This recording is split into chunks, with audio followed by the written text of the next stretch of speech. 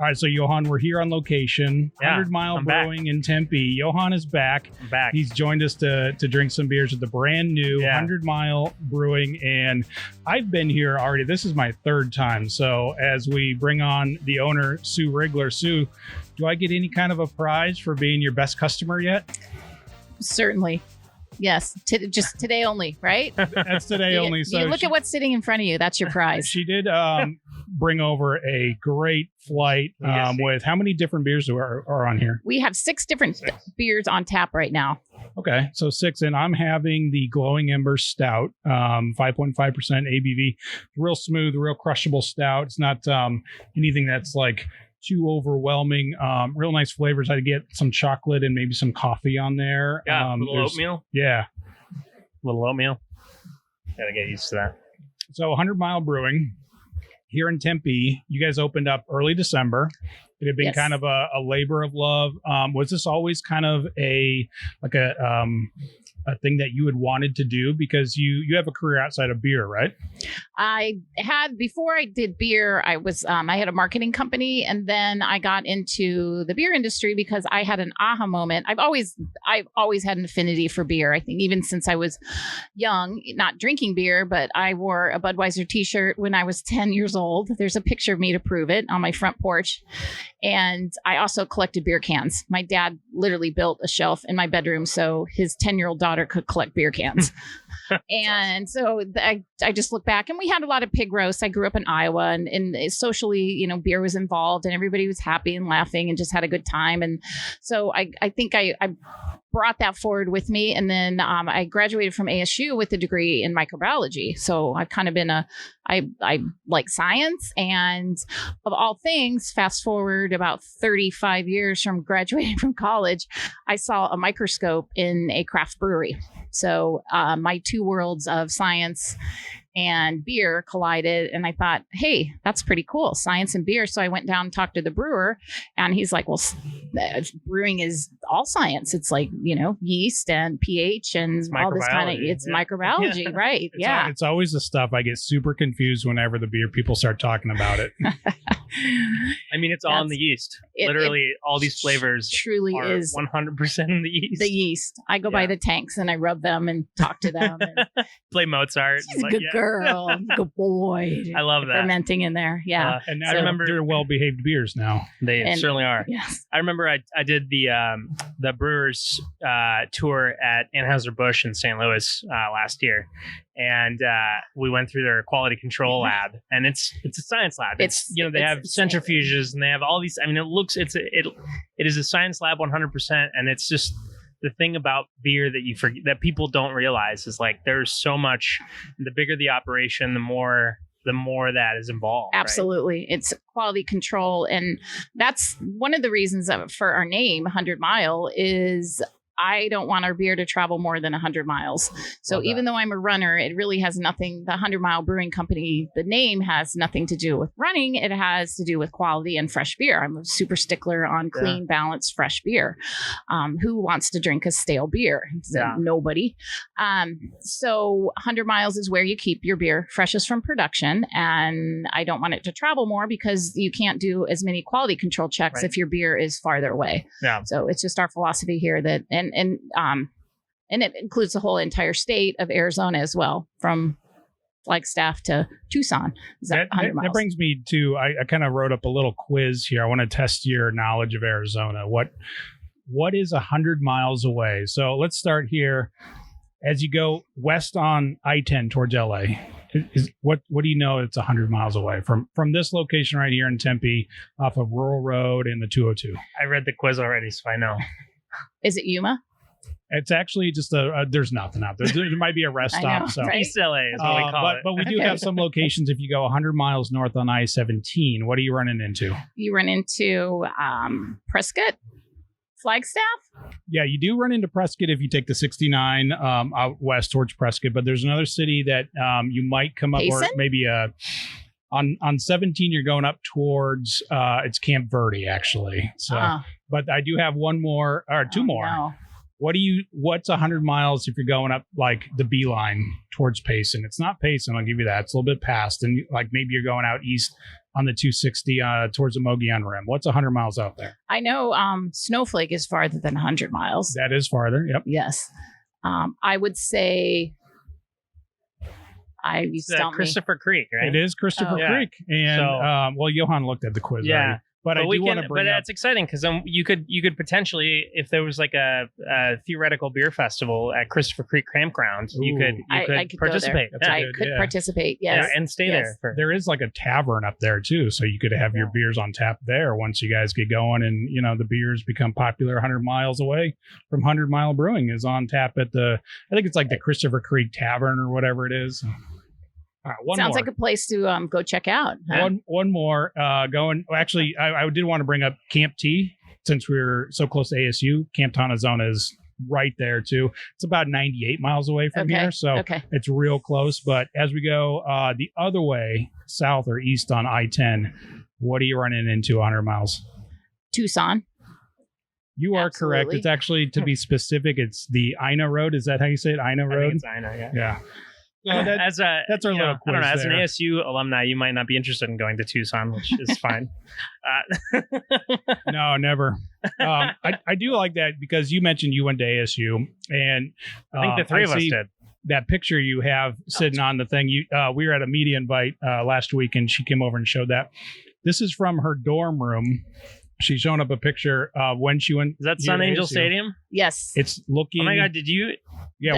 Tell me the story of that. Yeah. I took this picture in 1982 when I was a freshman in Manzanita. Wow. And you can see Manzanita in the picture. Thankfully, I was a bad photographer and I got half the building in the picture because a point of reference there. I just found this picture in March of last year at my parents' house when I was moving them out. They had lived there for 50 years. So if Manzanita was not in there, I would have not known what that picture was because it's a bunch of like nothing really. Right. It's looking north from Manzanita, and you look to the north, you see the dry, what is now Tempe Town Lake, but it was called the Salt River. Yeah. You can see the bridge over Scottsdale Road. Yeah. And you can see the iconic 1980s party place, which is called the Devil House. Yeah. You can see that in the picture. And right next to that Devil House, you can see 100 Mile Brewing. So 40 years ago, I took this picture, right? It's right there. Isn't that crazy? I know. The camera. Show them that. It's right there. We're doing that, yeah. So I'm going to have that blown up. I'm going to have it digitally remastered or whatever. And I'm going to hang it up in the brewery because it's such a great point of reference. Talk about manifestation. Yeah. Like I said, it kind of goes to see, back. I almost want to, it'd be cool to try to get a picture taken from the same angle. If you could get access or knew somebody who had access to Manzanita and have them try to take the same picture. Because I mean, nothing is the same, right? The lake, obviously, but then you have the whole watermark area. You have the parking garage. You have the new building right here.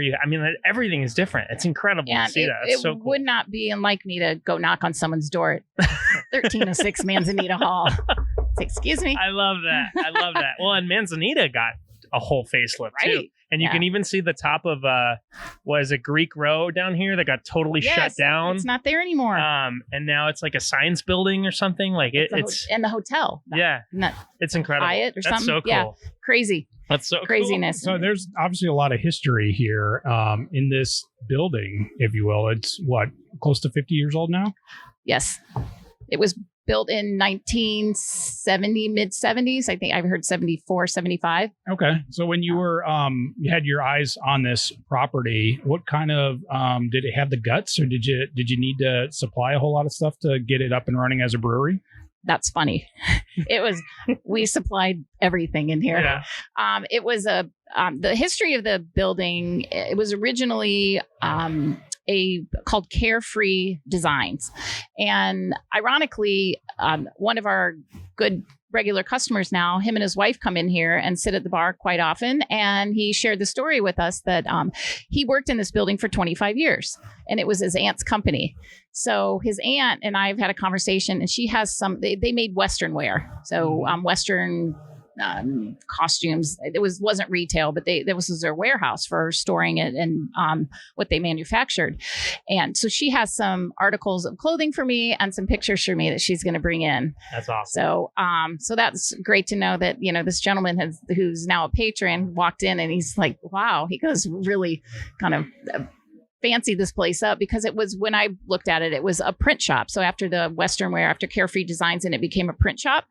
And when I looked at it, there wasn't a wall in here. It was completely open with a lot of junk. Okay. So they cleaned everything out, and then we built it up to what it is now. It's awesome. And you guys have this great patio up front, great parking lot, really 2 bars inside. 2 bars. Which is cool.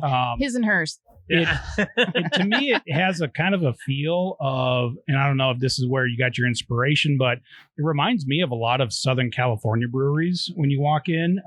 It's not like your typical Arizona style of place. Did you draw a lot of inspiration from your time in California there? Well, I had gone to over 500 breweries when I sold brewing equipment for Crohn's and for WM Sprinkman before. And so I had gone to over 500 breweries, and I got to see kind of the good, the bad, the smells, the lighting, the sound, the cleanliness, the cleanliness or the uncleanliness. Yes. Which you're killing it so far. By the way, this place is spotless. It's pretty spotless. Thank you.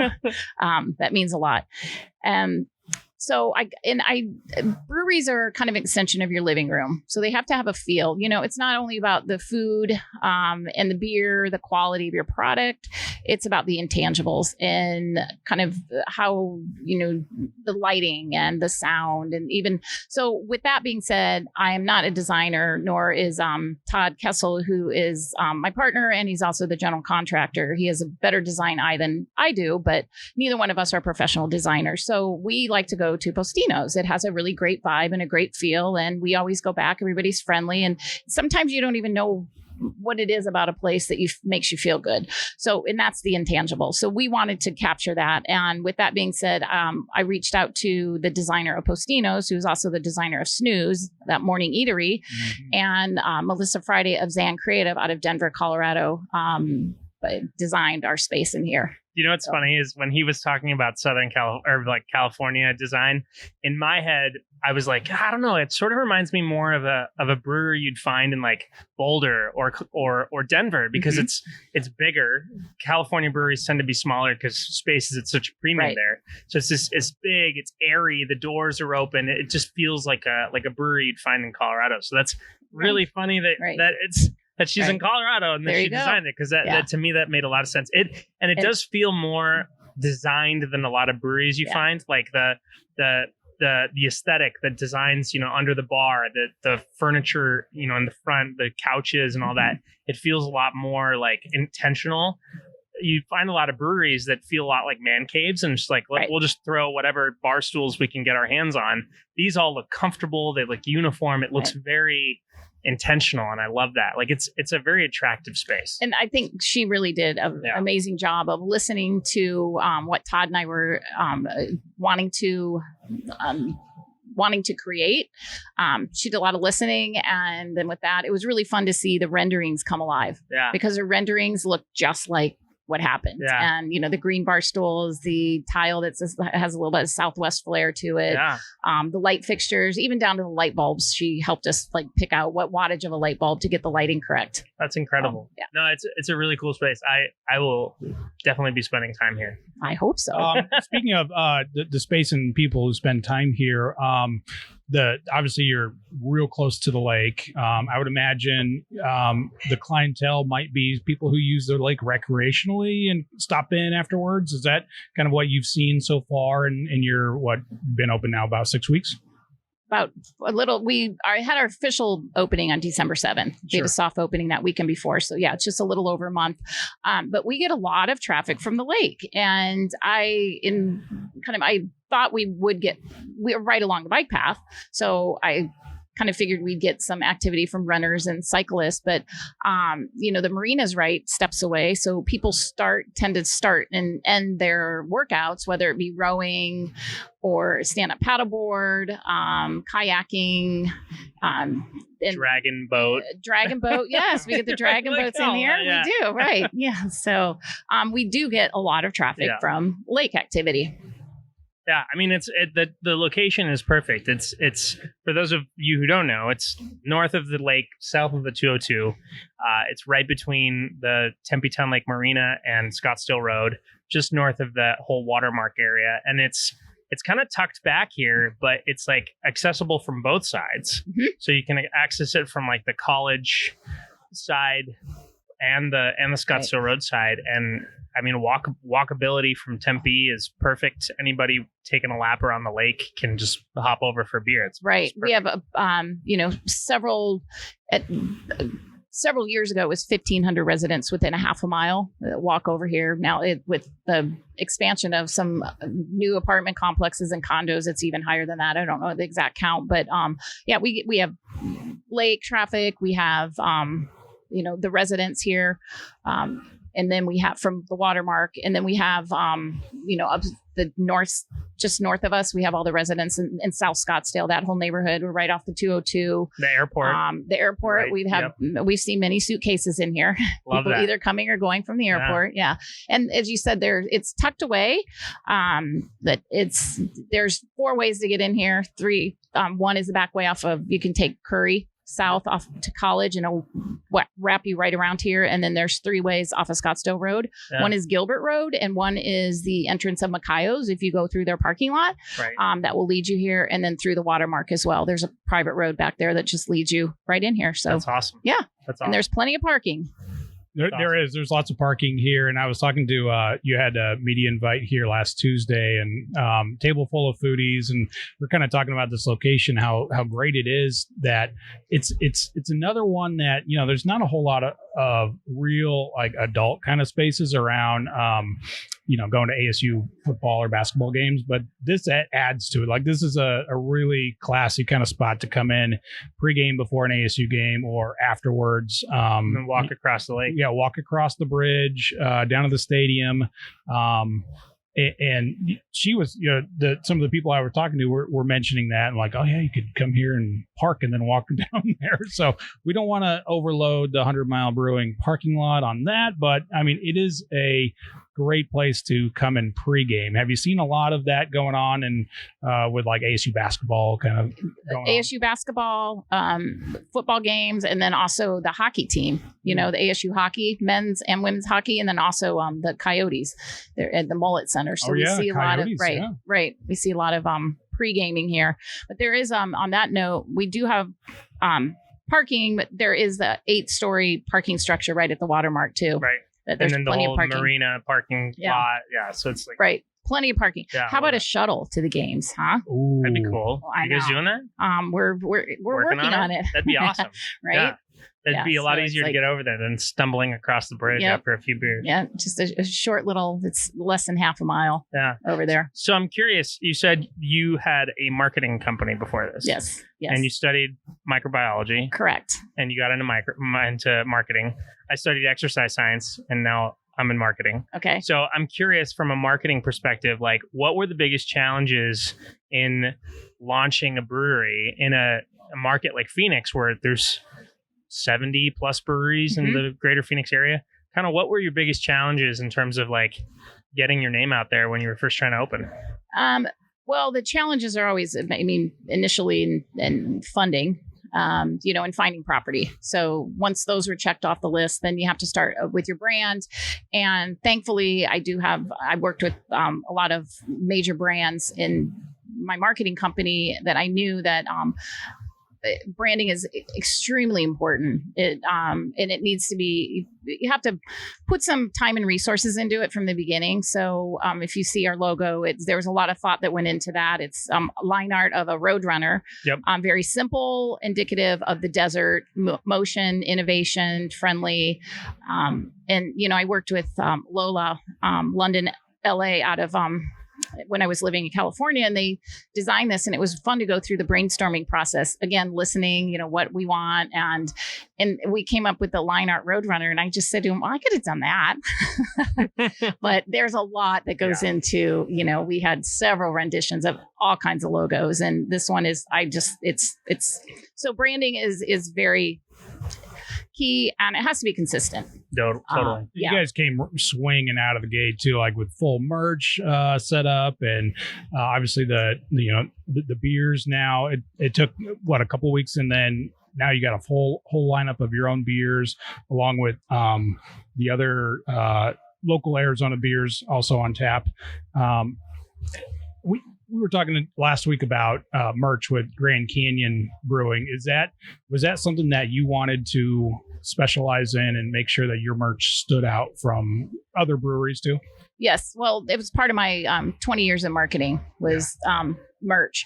So I have a good background in that, and we have a lot of fun designs coming up. The initial one is the logo, the traditional logo. I wanted to get that brand out and have recognition of the brand. But with merch, once we start having our beer names, we can have a little bit more fun with some T-shirts and hats and whatnot. So a lot more coming there. And yes. Speaking of beer names, real quick before we bring you asked the question. I'm going to get Valerie 80, the head brewer here, hooked up with a microphone, and Johan and Sue can chat. So you said that the name of the brewery is based on 100 miles from the brewery is where the beer is the freshest. I can't help, as a runner myself, I can't help but see the names of your beers: Roadrunner, Mile Marker, Runner's High.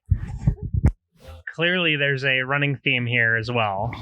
Yes, I've been running for 44 years, pretty much my whole entire life. Yeah. And then Valerie named all these beers. I love the name of them. A lot of them are complimenting not only the flavor of them, but the names. Yes, I am a runner, and obviously, even though 100 miles is where you keep your beer freshest, there is some play on being a runner and cycling Century. So yeah, which for me is like. Because I grew up a runner, I grew up a triathlete, and so it's very cool to see. I feel like connected to these beers already, nice, just based on that. And we have the Rock and Roll Marathon happening on Sunday, so I'm sure we'll be selling quite a bit of Runner's High. You guys are going to be central to so many like endurance events right here. Right. The Ironman running course is going to come by here twice plus, and rock and roll, and you got all these races. Are you guys planning on doing any sort of like activation with that, setting up aid stations or anything like that? We're working on it, just getting our legs under us right now. We have a lot of ideas in that. Yeah. I love that. Yeah. I love that. Well, I'm here for it. Whatever you guys do. Great. Well, we had a fourth to the table here. Welcome, Valerie, the head brewer. Valerie, good to see you. Good to see you both. Thanks for having me. Yeah. So we, speaking of, Sue's been telling us how important freshness has been to beers, and I think I'm doing the Runner's High. Is that what you gave me there? Is that what that one is? Yes. You can just taste the freshness off the line as soon as it hits your mouth. And is this one a little bit different than the other hazy that I have? What was it? Desert Neon? Was that the? Yeah. So this is our second hazy. So similar brewing technique, but totally different recipe. This one uses a completely different hop combination.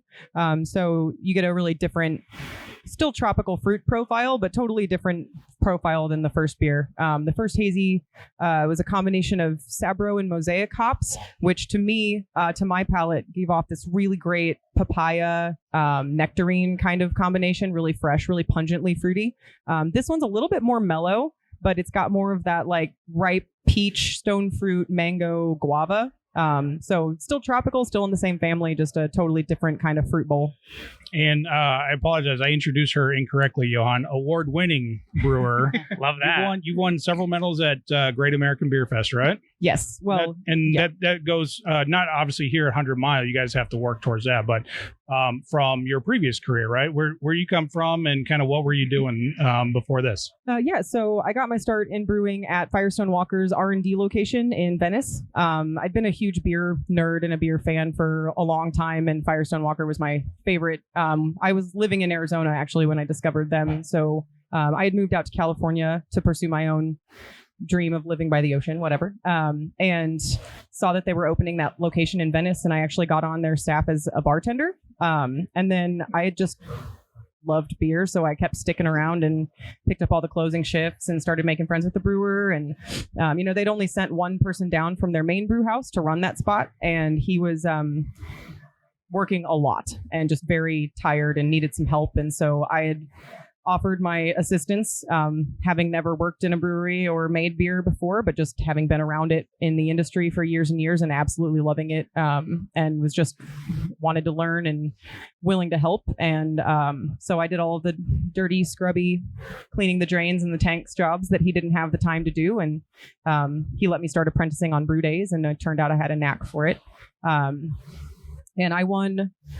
So I'm touted as award winning. It's a team effort, obviously, right? So At the time that I won my first 2 medals, I was the active brewer for that location. So I had a brew house manager who was still supervising me. He was writing the recipes. I was personally executing the brews and then handling all of the cellaring and the packaging. So we won a silver medal for a Saison in 2019. The last beer that I brewed for Firestone was a batch of Wookie Jack. I was there. That brew day was my last week. So the cellaring was passed on. I was half done by me, half done by someone else, but that beer went on to win a gold medal that year.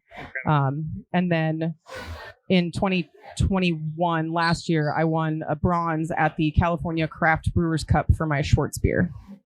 Which Schwartz beer, favorite styles. I would say one of my personal favorites. I feel like totally underrepresented, totally underappreciated. 100%. We will definitely have one in the works before long. Johan's told the story of the Button Brewhouse Schwartz beer no less than 7 or 8 times on our podcast. I don't know. I'll be quick. I worked at a tap room in Chandler. We had a Schwartz beer, and anytime somebody would come in and say like, "Oh, I usually like lighter, like Budweiser or whatever," I'd be like, "I'm going to bring you a taste of something. I just want you to try it. Like, keep an open mind." And I'd bring them this little taste of Schwartz beer, and they'd be like, "What is this? It's dark. It's going to be like too strong or whatever." And they try it and they love it. So like Schwartz beer is one of my favorite styles. I'm very excited to try. Full flavor, light body. It's the best combination. That's awesome. What a cool story. I mean, Firestone Walker is one of my favorite. Is that how you two kind of connected through Firestone Walker, or how did that come about? Yes, we did. And it was back in 2016, 2017, when I was the collaboration brew day coordinator for Pink Boot Society, which is a nonprofit organization for females in the industry, in the brewing industry. It used to be, but now it's wine, spirits, mead, all type of fermentable beverages. And I came to interview Valerie on International Women's Day as a female brewer. So we got to chatting, and we still have that video clip to this day. And I found out she was a Sun Devil. So we had that instant connection, and we kept in touch over all the years. And then come the time I was opening the brewery, she and her husband Mac wanted to move back to Arizona. So it was just absolutely a perfect fit. And I also found out then in knowing her that we both lived in Iowa. So we kind of have parallel universes of beer in Arizona, California, to one another. Iowa, right? Yeah. So. Well, you've joined a heavy hitting group of female brewers in Arizona. I mean, between Wilderness. I have I sketched down a couple, Borderlands, Ayla at Borderlands, Kristen Ayla's at Greenwood, great. Ashley at Arizona Wilderness. I mean, just to name a few. I'm sure there's others, but just to name a few. And now add Valerie to the list, right? I love that. Welcome. I also love that. Thank you. Yeah, no, that's incredible. Do you know of those other 3 that I talked about, or you guys, actually? I think the Borderlands crew were some of the first people I met, because my first guild meeting right after I moved back was in Tucson. So I was lucky enough to get to tag along and meet all of the wonderful women doing work down there. And then Kristen at Greenwood is probably my closest friend, brewer friend that I've made in the industry here so far. Just very similar in our approaches and temperaments. And she was kind enough to let me come join her on a brew day over the summer while we were still under construction. This is my first foray into working with a direct fire system, and they have a similar sized direct fire system. So it was fun to get to go into her brew house and pick her brain. And we just, like I said, we're kind of kindred spirits in our temperament. So we clicked pretty instantly. And I've met Ashley a handful of times too, and she's just a doll, and I love her. So yeah, I feel really lucky to be coming into a community with a really strong female presence already. Yeah, I love I that. like it because I mean, I just saw when we walked in, like your brew house has a lot more space than Greenwood. So do you kind of like, you kind of bust each other on that every now and then, or? I think more people just come in and they're like, "Wow, what do you do with all this space? You just roll around in here?" Like people like really gasp at it. Just And give us a year or two. Yeah, I was about to say, So the room shrinks. looking to pretty expand easily. I mean, we definitely have plans for future tanks. When we were installing our glycol system, definitely made some accommodations for several new additions. So yeah, we'll definitely be switching out our tanks for larger tanks and then adding several more as we grow and get our feet under us. More barrel aging. Are these just aesthetic, or are these actual? Currently for decor, Okay, we'll get into barrel aging at some point. love that. Probably not this season, but Yeah. when I've got my feet under me a little Totally. bit better, we'll start doing our forays into barrel aging. How about any collabs with Greenwood or? I would love to do a collab Yeah. with Greenwood. I've got several collabs in talks, just nothing Awesome, firmed up yet, as we're still trying to get our tap menu filled out. that's awesome. I'm always curious about that when a new brewery pops up. How open or receptive are the other breweries in town towards you guys? Oh, they've been awesome. Everyone's been so welcoming. Brewers are a cool group of people, and we all, geek out over the same weird little hobby, and we all like talking about it. So it's fun to get together and have a beer and talk about beer with other people that like to make beer. But yeah, everybody's been anything I can do to help you, let us know. It's been really great. That's awesome. Yeah, I recently got into homebrewing just a couple months ago. I just had my first bottle of homebrew a few weeks ago, and as soon as I had my first home brew day, it's like all I wanted to talk about with anybody. So You get hooked. yeah, it's like How'd it turn out? it tastes, looks, and feels like beer. I'm gonna call that a victory. Yeah, it's carbonated, which is fantastic. It's just this dark malty ale that I made, and I'm very happy with it. So Nice. Congrats. thank you. Yeah. So, looking ahead, are you guys getting involved in festivals and other sort of beer events going forward? We were just speaking about that this morning. Yes, the answer is yes. Because doesn't strong beer kind of require everyone to be there, or is that just my imagination? It's not a requirement, but it's highly recommended. And so we are still actually deciding.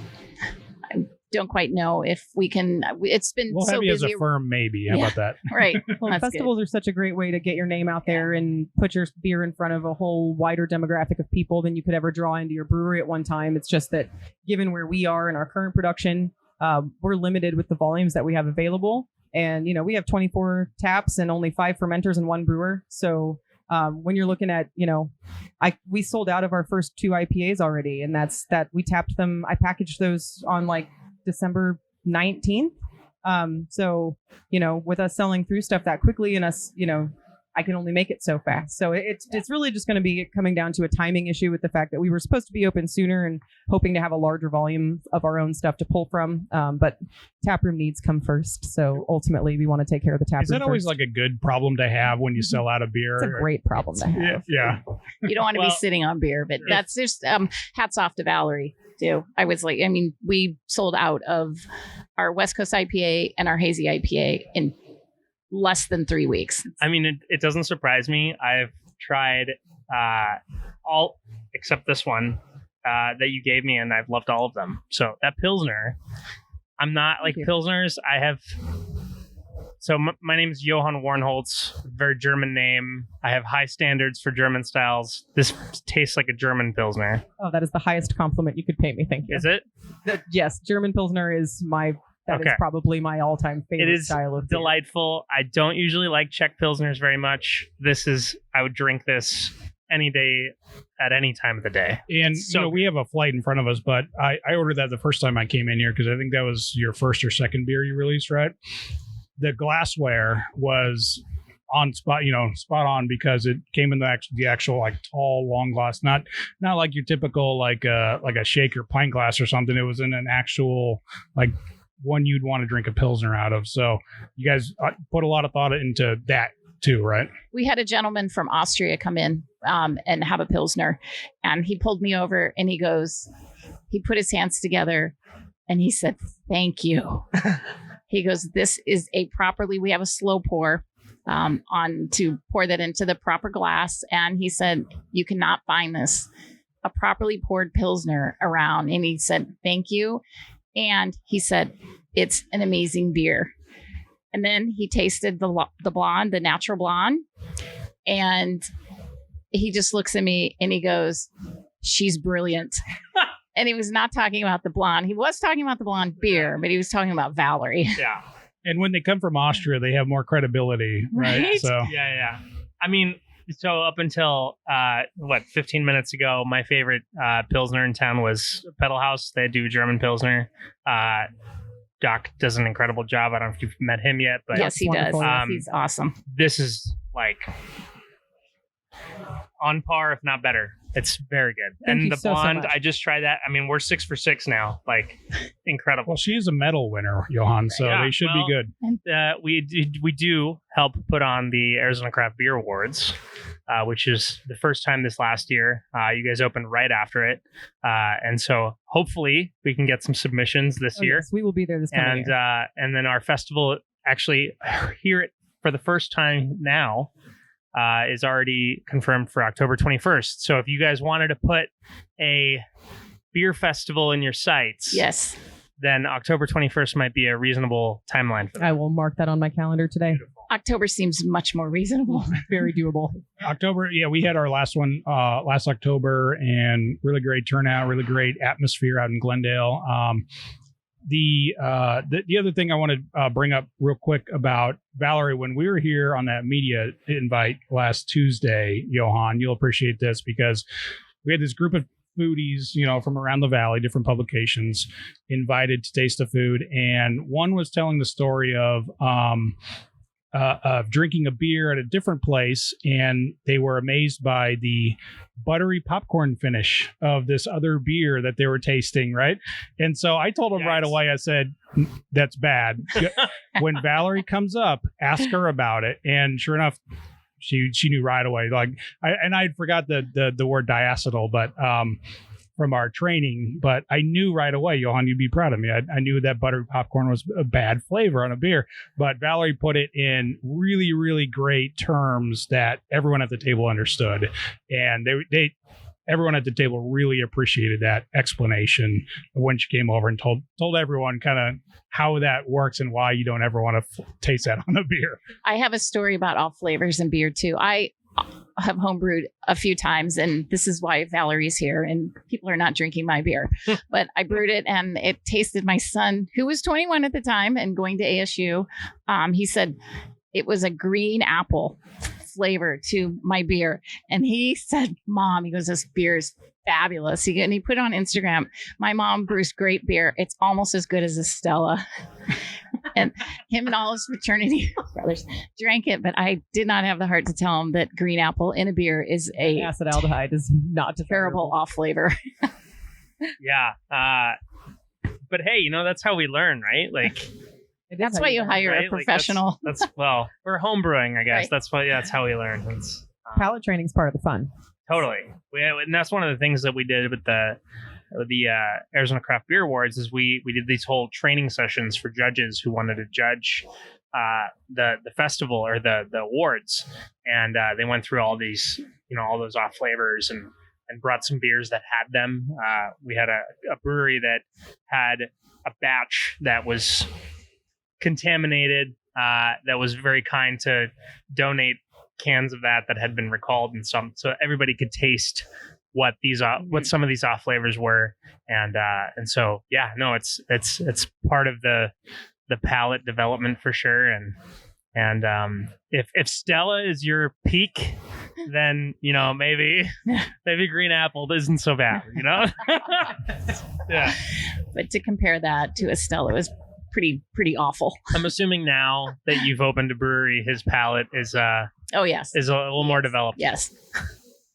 So not necessarily green apple, but the food here at 100 Mile. I want to finish on this because it is phenomenal. I've been here a couple times and eaten, and we had that food last week.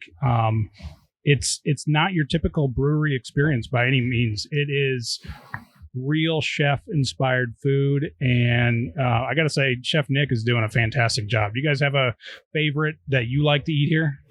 I like the poke. That's one of the appetizers, right? With Yes. with like the chips, and kind of looks like a guacamole, but it's poke, right? Right. It's plated beautifully. It tastes awesome. We sell a lot of it, along with the 100 Mile burgers, super popular. Fish and chips. And one of the gentlemen, What kind of fish do you use in those? cod. Yeah. And one of the gentlemen last week said, hands down, by far, the best short ribs he's ever I was going to had. say the short rib was by far my favorite that we had last week, and because you do like a coffee rub or something on there. And Chef Nick came over and gave such a great detailed explanation of like every ingredient, how it layered and everything, and I was just blown away by how good the food is here. So if you want an actual like good dining experience at a brewery, come here, 100 Mile Brewing, because the food is just off the charts. Thank you. I will Thank you. also say, if the short rib was your favorite, we are particularly excited about this next round of short rib that they're going to be prepping, because it's the first time they'll have my stout available to braise it with. Very nice. It is a coffee rub stout braised short rib, and so I just released my first American style stout yesterday, and they're going to be using that. Is that the one we just tried? The glowing Glowing embers? Yeah. Very good. Yeah. So was is gonna- the menu always changing, or is it kind of you have your basics or your staples on here? This will be the basics. We constantly are going to change it, but we will have specials. We will have rotating specials coming up very soon. And also, we not only have Chef Nick, but we also have Chef Tyler. So we are fortunate to have two chefs back there working together that are super excited to work with Valerie. And Valerie's really excited to work with the chefs. That is, first of all, for a brewery to even have food and to have our level of food. And then add another level on that the chefs are excited to work with the brewer. And then the other way around, the brewer is excited to work with the chef. So I think we have something really special here. And our, yeah. That's awesome. I was going to ask, like, what's sort of the process of you, Valerie, working with the chef in terms of like coming up with a dish or coming up with I'm assuming it starts with the beer and then it goes, and then they take the beer and come up with something along with that. But like, tell us about kind of what that process is. How you guys? I mean, so music is my other love, so I'll use the music. And it's kind of like writing a song. It's like which comes first, the words or the music. And I feel like everyone's creative process is a little bit different, and everything starts in its own kind of organic place. So sometimes, like with the short rib, they knew that they wanted a stout to braise that with, and I knew that I needed to brew a stout because that is a really popular style around here, especially with the weather being what it is right now.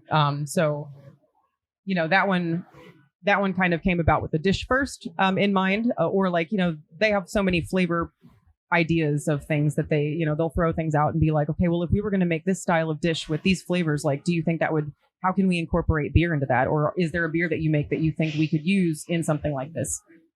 So, that's been one of my favorite parts about working with them is we're all constantly trying to figure out new ways to put the beer into the food. And yeah, and sometimes it starts with the beer. Sometimes they're like, what do you have coming up on your schedule? And I'll, tell them the things that I'm planning. And then we'll kind of work backward from there with like, okay, well, if we're trying to do a special on this week, we know we're going to have these beers available. What flavors can we play with that would be interesting? Or what sometimes it has to do with what's seasonally available food wise too, So I'm really excited about playing with that. Do you guys have things on your menu that kind of pair well with all these? Like if I was to say like, hey, I'm going to get this crowd surfer, like what should I order on the menu for food? I mean, I have my personal recommendations, and we're trying to train the staff on how to pair beer really effectively with food, so that they can make good recommendations. The crowd surfer, for the record, pairs absolutely astoundingly well with those hoisin glazed Brussels sprouts. Okay, that was one of my notes. One of the spicy items on the menu, wings but the Brussels sprouts and that fried chicken sandwich really good heat on some of these food items here, Johan. You got to try it out. All right. And Crowd Sounds like I'm Surfer. gonna have Crowd to. Surfer's probably my favorite beer that she does because it's got that like Here. salty aftertaste or salty finish. We have one. Good. I was gonna. I told Sue this earlier. I have never tasted a beer like that. That is unlike any beer I've ever tasted, and it is enjoyable from start to finish. So nice work. That one's honestly probably my go-to in terms of shift beer. Nice and light, full of flavor, really refreshing. I can drink a few of them because they're not high ABV. It tastes like I'm sitting on a beach in Mexico. That was the goal. Yeah, this is definitely like you worked hard in the brewery all day, good beer to have afterwards, or mow the lawn garage kind of beer. It tastes so good on the lime at the front and then the salt on the end. Fantastic. And well done. It's not lime juice. It is lime juice, but Val actually peeled how many limes? Buckets. Let's see, upwards of. I peeled 4 cases of limes. So at 40 it's pounds fresh. each. You got to check out their Instagram feed, 100 Mile Brewing, because you guys do a lot of great behind the scenes kind of stuff to kind of show that process. And It's almost like one of your founders is a marketer. Oh, yes, right? Who would that be? And we just got our TikTok up Nice. yesterday, Love that. thanks to the staff. You might be one of like maybe a dozen breweries in the state that have a TikTok account. So nice work. Yep. Just watch out for some fun stuff coming on the I TikTok. love it. I love TikTok is what? 100 Mile Brewing on TikTok? We just did yesterday. Okay. All right. Well, cheers to TikTok. Cheers to Instagram. Cheers to 100 Mile Brewing. Thank you, Val Cheers. and Sue, for joining us on this episode. And we wish you guys nothing but success here at 100 Mile. It's a great location in Tempe. If you guys haven't checked it out, right off of Rural Road, south of the 202, right by the Macayos. Like turn into the Macayos parking lot and just keep going, and you'll find it. It's right next to the hotel. There's some big dirt piles out there, right? Hopefully those go away pretty soon, but they're having fun with it with some the mini A local decor on the dirt piles, which is kind of fun. So, ladies, thank you so much. Thank you so you much very for much. having us. That was fun.